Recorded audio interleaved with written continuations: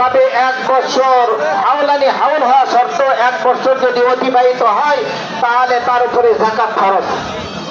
কারো হয়তো 7.5 তোলা স্বর্ণ নাই, কিন্তু তার এরকম ভাবে কিছু স্বর্ণ আছে, আবার বাড়িতে এরকম ভাত পাবে, সারা বছর খাওয়ার পরে ধান চাল কিছু আছে, আবার এরকম ব্যবসার জন্য গরু এরকম ভাবে কিনে রাখছে, সেইগুলো আছে।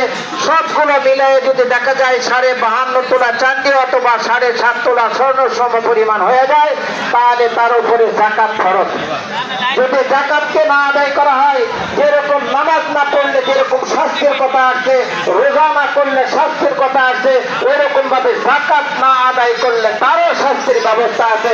কিয়ামতের ময়দানে এরকম ভাবে তার উপরে এরকম ভাবে এমন লানত হবে, এরকম ভাবে আগুনের জিঞ্জির তার শরীরে পড়ানো হবে, সমস্ত শরীরের গোষ্ঠগুলো খুলে খুলে এরকম ভাবে মাটিতে পড়তে থাকে। এই জন্য ভাই, যাদের উপরে যাকাত ফরজ, আমরা যাকাতকে আদায় করার চেষ্টা করি।